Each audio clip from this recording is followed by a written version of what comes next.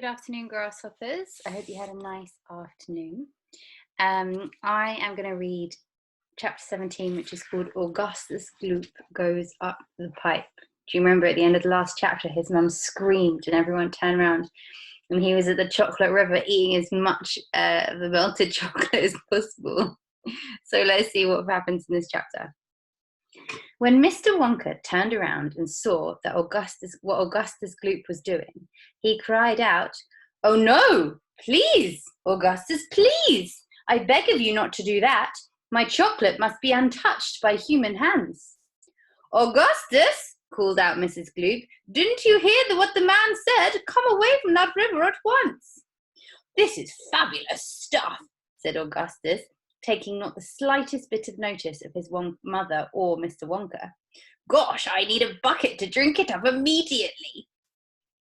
"Augustus," cried Mr. Wonka, hopping down and waggling his stick in the air, "you must come away. You are dirtying my chocolate." Oh no, Mr. Wonka, sorry, wrong accent. "Augustus," hopping up and down and wagging his stick in the air, "you must come away. You are dirtying my chocolate." "Augustus," cried Mrs. Gloop. "Augustus," cried Mr. Gloop. But Augustus was deaf to everything except the call of his enormous stomach. He was now lying full length on the ground with his head far out over the river, lapping up the chocolate like a dog. Can you do that? What do you think he looked like? "Augustus," shouted Mrs. Gloop, "you'll be giving all the nasty cold of yours to 1,000,000 people all over the country." "Be careful, Augustus," shouted Mr. Gloop. "You're leaning too far out." Mr. Gloop was absolutely right, for suddenly there was a shriek, and then a splash, and then into the river went Augustus Gloop, and in 1 second he had disappeared under the brown surface. "Save him!" cried Mrs. Gloop, going white in the face and waving her umbrella about. "He'll drown! He can't swim for yard! Save him! Save him!" "Good heavens, woman!" shouted Mr. Gloop. "I'm not diving in there. I've got my best suit on." Augustus Gloop's face came up again to the surface, painted brown with chocolate. "Help, help, help!" he yelled. "Fish me out!" "Don't just stand there!" screamed Mrs. Gloop at Mr. Gloop. "Do something!" "I am doing something," said Mr. Gloop, who was now taking off his jacket and getting ready to dive into the chocolate. But while he was doing this, the wretched boy was being sucked closer and closer towards the mouth of one of the great pipes that was dangling down into the river.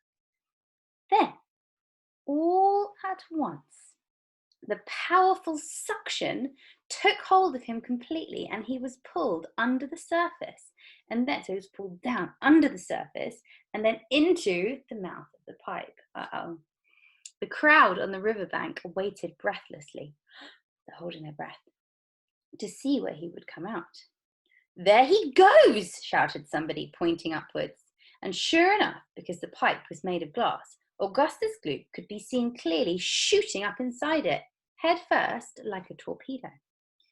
"Help! Murder! Police!" screamed Mrs. Gloop. "Augustus, come back at once! Where are you going?" "It's a wonder to me," said Mr. Gloop, "how that pipe is big enough for him to go through it." Because remember, he's quite a big boy, isn't he? So I think his dad's scared he's going to get stuck. "That is not big enough," said Charlie Bucket. "Oh dear, he's slowing down." Why do you think he's slowing down? "So he is," said Grandpa Joe. He's gonna stick," said Charlie. "I think he is," said Grandpa Joe. "By golly, he has stuck," said Charlie. "It's his stomach that's done it," said Mr. Gloop. "He's blocked the whole pipe," said Grandpa Joe. "Smash the pipe!" yelled Mrs. Gloop, still waving her umbrella. "Augustus, come out of there at once!" The watchers below could see the chocolate swishing around the boy in the pipe, and they could see it building up behind him in a solid mass, pushing against the blockage. So he's blocking the pipe. All the chocolate's still being sucked up, and it's pushing him. The pressure was terrific. It's pushing so hard at this chocolate that wants to get past. Something had to give. Something did give. And that something was Augustus. Woof! Up he shot again like a bullet in the barrel of a gun. He's disappeared, yelled Mrs. Gloop. Where does that pipe go? Quick, call the fire brigade. Keep calm, cried Mr. Wonka. Keep calm, my dear lady. Keep calm. There is no danger whatsoever. Augustus has gone on a little journey, that's all. A most interesting little journey, but he'll come out of it just fine. You wait and see. How can he possibly come out just fine? Snapped Mrs. Gloop. He'll be made into marshmallows in 5 seconds. Impossible, cried Mr. Wonka. Unthinkable, inconceivable, absurd. He could never be made into marshmallows. Why not, may I ask? Shouted Mrs. Gloop. Because the pipe doesn't go anywhere near it. That pipe, the one Augustus went up, happens to lead directly to the room where I make a most delicious kind of strawberry-flavoured, chocolate-coated fudge. Then he'll be made into strawberry-flavoured, chocolate-coated fudge, screamed Mrs. Gloop. My poor Augustus, they'll be selling him by the pound all over the country tomorrow. Quite right, said Mr. Gloop. I know I'm right, said Mrs. Gloop. It's beyond a joke, said Mr. Gloop. Mr. Wonka doesn't seem to think so. Mr. Wonka doesn't seem to think so, cried Mrs. Gloop. Just look at him. He's laughing his head off. How dare you laugh like that when my boy's just got up the pipe? You monster, she shrieked, pointing her umbrella at Mr. Wonka as though she were going to run through him. You think it's a joke, don't you? You think that sucking up my boy in your fudge room like that is just one great big colossal joke. He'll be perfectly safe, said Mr. Wonka, giggling slightly. Can you do his giggle? What giggle do you think he did? He'll be a chocolate fudge, shrieked Mrs. Gloop. I think she's getting really stressed, isn't she? She's really worried about her boy. Never, cried Mr. Wonka. Of course he will, shrieked Mrs. Gloop. I wouldn't allow it, cried Mr. Wonka. And why not? Shrieked Mrs. Gloop. Because the taste would be terrible, said Mr. Wonka. Just imagine it. Augustus-flavoured, chocolate-coated gloop. No one would buy it. They most certainly would, cried Mr. Gloop indignantly. I don't want to think about it, shrieked Mrs. Gloop. Nor do I, said Mr. Wonka, and I do promise you, madame, that your darling boy is perfectly safe.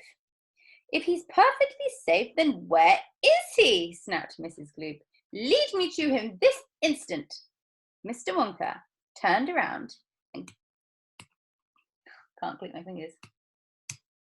Can you click your fingers? He clicked his fingers. Click, click, click, 3 times.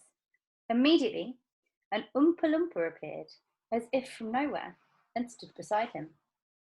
Can you click? If you click your fingers 3 times, can you get an Oompa Loompa to appear next to you? Didn't work for me. Maybe it'll work for you. The Oompa Loompa bowed and smiled, showing his beautiful white teeth. His skin was rosy white, his long hair was golden brown, and the top of his head came just above the height of Mr. Wonka's knee. He wore the usual deerskin slung over his shoulder. Now listen to me, said Mr. Wonka, looking down at the tiny man. I want you to take Mr. and Mrs. Gloop to the fudge room and help them to find their son, Augustus. He's just gone up the pipe. The Oompa Loompa took one look at Mrs. Gloop and exploded into peals of laughter. Oh, do be quiet, said Mr. Wonka. Control yourself. Pull yourself together. Mrs. Gloop doesn't think it's at all funny. You can say that again, said Mrs. Gloop. Go straight to the fudge room, Mr. Wonka said to the Oompa Loompa, and when you get there, take a long stick and start poking around inside the big chocolate mixing barrel. I am almost certain you will find him in there, but you better look sharp. You'll have to hurry. If you leave him in the chocolate mixing barrel too long, he's liable to get poured out into the fudge boiler, and that really would be a disaster, wouldn't it? Why would it be a disaster? My fudge would become quite uneatable. He's not worried about Augustus Gloop, is he? He's worried about his fudge. Mrs. Gloop let out a shriek of fury. Can you shriek? Can you scream? I'm joking, said Mr. Wonka, giggling madly behind his beard. I didn't mean it. Forgive me. I'm so sorry. Goodbye, Mrs. Gloop and Mr. Gloop. Goodbye. I'll see you later. As Mr. and Mrs. Gloop and their tiny escort hurried away, the 5 Oompa Loompas on the far side of the river suddenly began hopping and dancing about and beating wildly upon a number of very small drums. Augustus Gloop, they chanted. Augustus Gloop, Augustus Gloop, Augustus Gloop. Grandpa, cried Charlie. Listen to them, Grandpa. What are they doing? Shh, whispered Grandpa Joe. I think they're going to sing a song. Augustus Gloop, chanted the Oompa Loompas. Augustus Gloop, Augustus Gloop, the great big greedy nincompoop. How long could we allow this beast to gorge and guzzle, feed and feast on everything he wanted to? Great Scott, it simply wouldn't do. However long this pig might live, we're positive he'll never give even the smallest bit of fun or happiness to anyone. So what do we do in cases such as this? We use the gentle touch, and carefully we take the brat and turn him into something that will give great pleasure to us all, a doll, for instance, or a ball, or marbles, or a rocking horse. But this revolting boy, of course, was so unutterably vile, so greedy, foul, and infantile, he left a most disgusting taste inside our mouths, and so in haste we chose a thing that, come what may, would take the nasty taste away. Come on, we cried, the time is ripe to send him shooting up the pipe. He has to go, it has to be, and very soon he's going to see, inside the room to which he's gone, some funny things are going on. But don't, dear children, be alarmed. Augustus Gloop will not be harmed, although, of course, we must admit he will be altered quite a bit. He'll be quite changed from what he's been, and when he goes through the fudge machine, slowly the wheels go round and round, the cogs begin to grind and pound. 100 knives go slice, slice, slice. We add some sugar, cream, and spice. We boil him for a minute more until we're absolutely sure that all the greed and all the gall is boiled away once and for all. And then out he comes, and now, by grace, a miracle has taken place. This boy, who only just before was loathed by men from shore to shore, this greedy brute, this louse's ear, is loved by people everywhere, for who could hate or bear a grudge against a luscious bit of fudge? I told you they loved singing, cried Mr. Wonka. Aren't they delightful? Aren't they charming? But you mustn't believe a word they say. It's all nonsense, every bit of it. Are the Oompa Loompas really joking, Grandpa? Asked Charlie. Of course they're joking, answered Grandpa Joe. They must be joking. At least, I hope they're joking. Don't you? Do you hope they're joking, grasshoppers, or do you hope that they're telling the truth, singing a song about what's really going to happen to Augustus Gloop, who's gone up that pipe? All right, I'll see you back here tomorrow. Bye. Oh, Gemma, lovely Gemma, who teaches Year 5, she sent me a really fun activity that she found that was about Willy Wonka. So I'm going to set that underneath this video, and you can have a go. It like teaches you how to draw Mr. Willy Wonka, which I think you will like. So enjoy that and send me pictures if you do it. Bye.